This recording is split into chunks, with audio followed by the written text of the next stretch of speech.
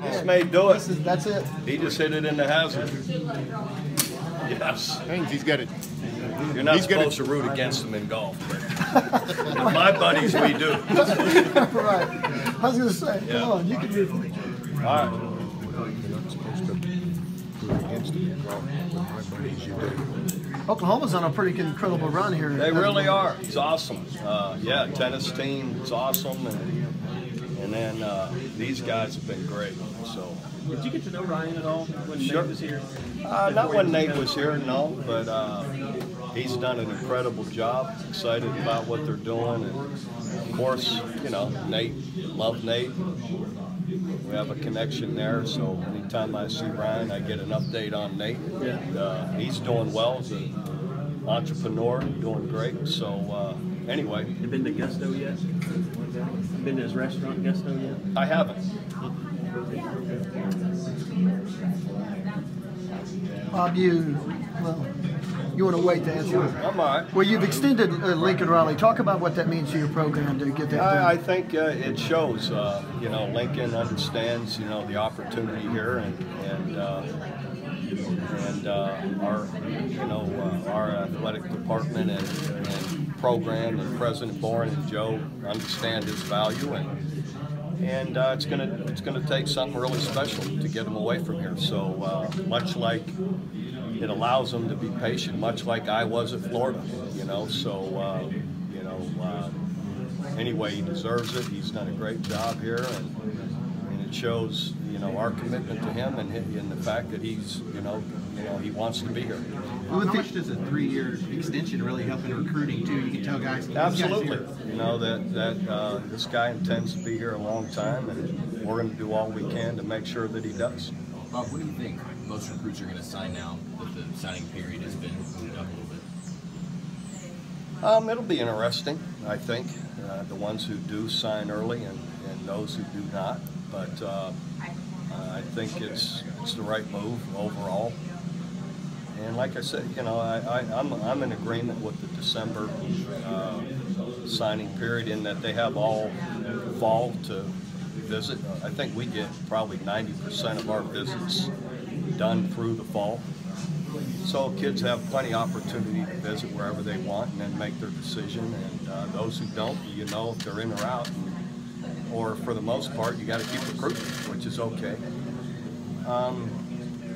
I'm a little leery about the May or the March, April, May, or what is it, May, June, or no, April, May, June, right?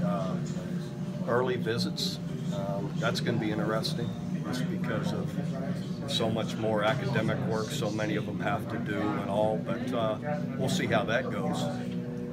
Does the timing of December bother you at all, since normally you're in a big bowl at that time and things like that? No, I mean, we've already done our recruiting. If they want to sign, they sign. If they don't, they don't. I don't think it. Then we know who's in, who's out, or not who's out, but who's really in and who we got to keep recruiting. Is your goal going to be to try to have most of the class by December? Or you talking about Our goal is going to have the best class we can have, whether it's by December or by, you know, February. It doesn't matter. I don't think that changes anything in our mind, how we recruit.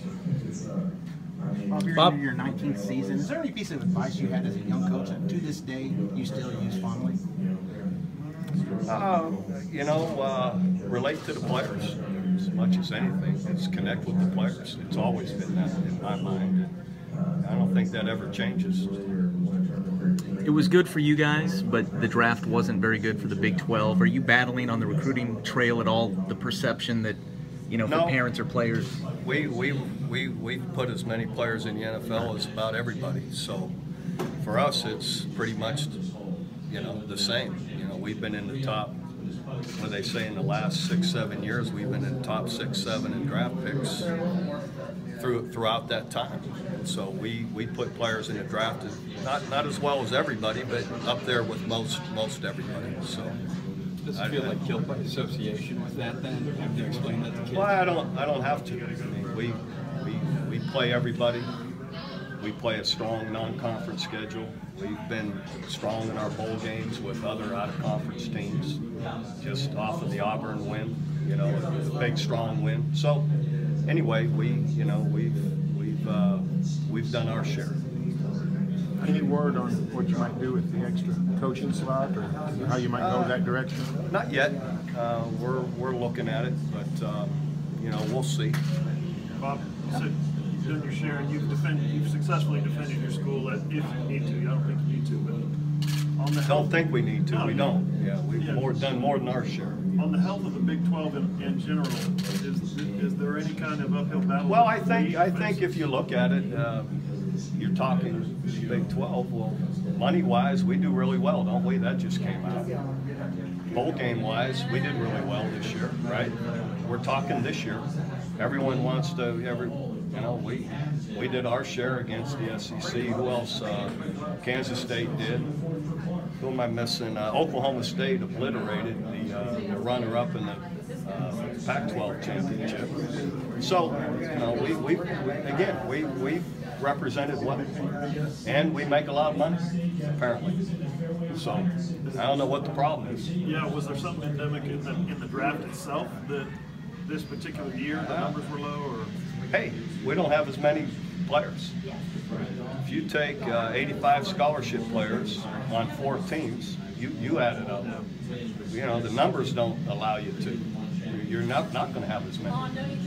You have 4 less teams, or I don't know, however everybody has. But in the end of the day, when you have 10 teams and other teams have 12 or 13 or whatever it is, they're going to have. There's a lot more opportunity there. So. There's also the up years and the down years as well. Well, I mean, that's just the case. Yeah. And this wins it if it goes in.